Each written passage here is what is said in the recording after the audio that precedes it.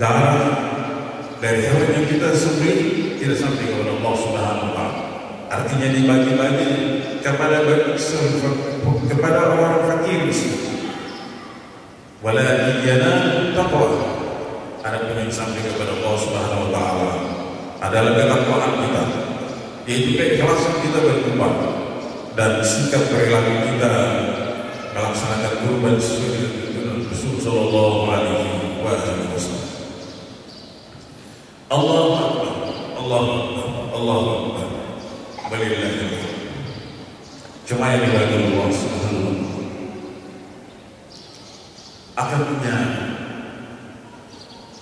genetika kurban sebagaimana Allah sebutkan di dalam Al-Quran. Dimulai sejak Nabi Allah Adam alaihissalam, kedua putrinya Habil dan Qabil oleh Allah Subhanahu wa taala menikah secara seiring kembar mereka. Habil menerima, Qabil tidak menerima. Iz qarraba qurbanan fatuqbila min ahadihima wa lam yataqabbal min al-akhar. Allah menerima kurban daripada Habil berupa kambing, tetapi tidak menerima kurban daripada Qabil berupa segenggam makanan, sebagaimana yang diriwayatkan oleh Ibnu Abbas radhiyallahu anhu. Diterima kurban Habil oleh Allah Subhanahu wa taala. Qabil yang tidak terima, la akan terlambat berkata dalam Quran, aku akan membunuh engkau wahai Habil. Allah berkata, innama yataqabbalu Allahu minal muttaqin. Allah hanya akan menerima kurban, menerima amal ibadah kita, menerima segala yang dari kita, baik perkataan atau perbuatan kita, adalah Allah menerima tatkala kita laksanakan itu sesuai dengan nilai-nilai takwa, sesuai dengan petunjuk ketakwaan yang digariskan oleh Allah dan Rasulullah Muhammad sallallahu alaihi wasallam. Karena hari ini dibawa Allah Subhanahu wa taala, kita bisa mengambil pelajaran bahwa kita harus mengoreksi seluruh perkataan kita, seluruh perbuatan kita. Apakah itu diterima oleh Allah Subhanahu wa taala? Innama yataqabbalu Allahu minal muttaqin. Allah taala hanya menerima segala yang berasal dari kita kalau status kita dalam keadaan bertakwa kepada Allah Subhanahu wa taala. Karena itu mari kita bermetamorfosis, berubah, terus menerus berjuang, berjihad untuk berubah dari predikat yang bertakwa kepada predikat yang takwa. Karena itu otomatis perbuatan ucapan kita akan diterima oleh Allah Subhanahu wa taala sebagaimana yang diterangkan oleh Habil dan Qabil yang disebut Allah dalam Quran surah Al-Maidah ayat 21-22. Allahu Akbar, Allahu Akbar, Allahu Akbar. Walillahil hamd. Hadirin yang dimuliakan Allah Subhanahu wa taala. Datang Nabi Allah Ibrahim alaihissalam dalam rentang waktu yang lama, perjalanan penyembelihan atau kurban sejak Nabi Adam sampai kepada Nabi Allah Ibrahim alaihissalam yang sangat harum disebutkan Allah dalam Quran surah Shafat ayat 100 dan seterusnya. Rabbi habli minas salihin fabashshirnahu bi ghulamin halim falamma balagha ma'ahu as-sa'ya qala ya bunayya inni ara fil manam anni azbuka fanzur madza tara qala ya al-ma man satajidni insyaallah min as-sabirin falamma aslama wa tallahu lil jabin wa nadaynahu ya ibrahim qad saddaqta ar-ru'ya inna kadhalika najzil muslimin inna hadha لبلغ مبين وفديناه بذبح عظيم وتركنا عليه في الآخرين سلام على إبراهيم kadzalika najzil muhsinin innahu min ibadina. Sallallahu alaihi wasallam. Cukup menarik menjadi pelajaran bagi kita. Cuma yang kepada Allah SWT. Allah menceritakan tentang drama penyembelihan Ibrahim dan Ismail. Dia awali dengan penyebutan Rabbi habli minas shalihin. Ya Tuhan, anugerahkan aku anak yang saleh. Hadirin dimuliakan Allah SWT. Anak tidak hanya kita tercipta sebagai anak biologis,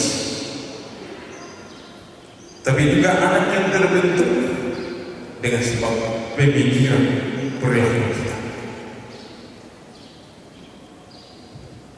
Termasuk mahasiswa-mahasiswa kita di kampus yang kita cintai. Termasuk kita sebagai dosen pengajar yang ada dalam kampus. Bahwasanya membentuk anak menjadi entah anak biologis ataupun anak yang dengan sebab pengaruh pengetahuan dan kepribadian kita, tidak semata-mata karena kemampuan intelektual kita, tidak semata-mata karena kemampuan akademik kita, tapi harus kita mencontoh juga kepada apa yang dicontohkan oleh Ibrahim alaihissalam. Rabbi habli minas shalihin. Kita harus menggantungkan usaha kita kepada Allah Subhanahu wa Ta'ala. Apa yang terjadi? Falamma balagha as-sa'ya. Tatkala Ibrahim hendak menyembelih anaknya Ismail. Berbagai riwayat menyebutkan 16 tahun usia Ismail. Datang perintah Allah, inni ara fil manam. Aku lihat dalam mimpi untuk menyembelihmu. Maka bagaimana pendapat? Cuma yang dimuliakan Allah Subhanahu wa Ta'ala. Ayat ini menjelaskan pentingnya dialektika yang seimbang. Komunikasi yang penuh kesemparan kesempurnaan, yang penuh dengan adab. Ya bunayya inni ara fil manam anni azmuka fanzur madza tara. Anak yang dibentuk dengan baik, dengan kemampuan intelektual kita dan hidayah Allah Subhanahu wa Ta'ala, anak itu akan berkata, "If'al ma tu'mar." Laksana. Wahai ayah, ya abati if'al ma tu'mar, satajiduni insyaallah. Anak yang dibentuk dengan kepribadian kita yang baik dan mengharapkan taufik dan hidayah Allah Subhanahu wa Ta'ala, mereka akan sebagaimana yang disebutkan Allah Ta'ala dalam ayat tersebut, terjadi dialog yang sungguh. Inilah yang harus melalui momentum Idul Adha ini kiranya bisa kita terapkan dalam kampus kita yang tercinta. Pada akhirnya apa yang dilakukan oleh Ibrahim dan Ismail itu Allah abadikan di dalam Quran. Wa tarakna alaihi fil akhirin. Kami tinggalkan jejak-jejak yang baik tersebut bagi orang-orang yang datang kemudian. Sejak Nabi Allah Ibrahim sampai hari kiamat, jejak-jejak yang baik seorang anak kepada orang tuanya, orang tua kepada anaknya, dialektika yang bagus ditinggalkan ratusan tahun yang lalu, bahkan ribuan tahun yang lalu, dikenal terus. Wa tarakna alaihi fil akhirin salamun ala Ibrahim. Allahu akbar, Allahu akbar, Allahu akbar, walillahil hamd. Hadirin jemaah yang dimuliakan Allah Subhanahu wa Ta'ala. Datanglah beliau dari Nabi Allah Musa alaihissalam terjadi penyembelihan hewan, meskipun dalam konteks yang berbeda. Inna Allah bil Musa liqaumihi inna Allah ya'murukum an tazbahu baqarah. Berkata Musa kepada Bani Israel, inna Allah ya'murukum an tazbahu baqarah. Allah memerintahkan untuk menyembelih sapi betina. Minimal 3 pelajaran yang bisa kita petik dari periode penyembelihan hewan di masa Nabi Allah Musa alaihissalam. Yang pertama, kita harus segera melaksanakan perintah-perintah Allah Subhanahu wa Ta'ala. Kita harus segera menjemput, merespon dengan kegembiraan setiap perintah-perintah Allah. Qul bi fadlillahi wa rahmatihi fa bidzalika falyafrahu. Terhadap perintah-perintah dari Allah Subhanahu wa Ta'ala, respon hati dan pikiran kita harus gembira. Sami'na wa ata'na. Tidak seperti yang terjadi pada orang-orang Yahudi Bani Israel. Mereka terus bertanya warna daripada binatang tersebut, ternak tersebut, hakikat daripada binatang ternak tersebut, karena mengulur-ulur perintah Allah Subhanahu wa Ta'ala. Allah menjelaskan dalam Quran, wa ma kanu yaf'alun, hampir-hampir saja mereka tidak mendapatkan sapi betina, karena begitu banyak syarat yang mereka tanyakan. Allah memberatkan mereka dengan syarat-syarat. Panggilan Nabi Muhammad sallallahu alaihi wasallam. Marilah momentum Idul Adha ini kita mulai bersemangat untuk tidak mengabaikan perintah-perintah Allah Subhanahu wa Ta'ala. Segera dilaksanakan. Panggilan Allah untuk salat segera dilaksanakan. Karena menunda-nunda justru akan diberatkan. Jika kita mampu segera melaksanakan haji atau umrah,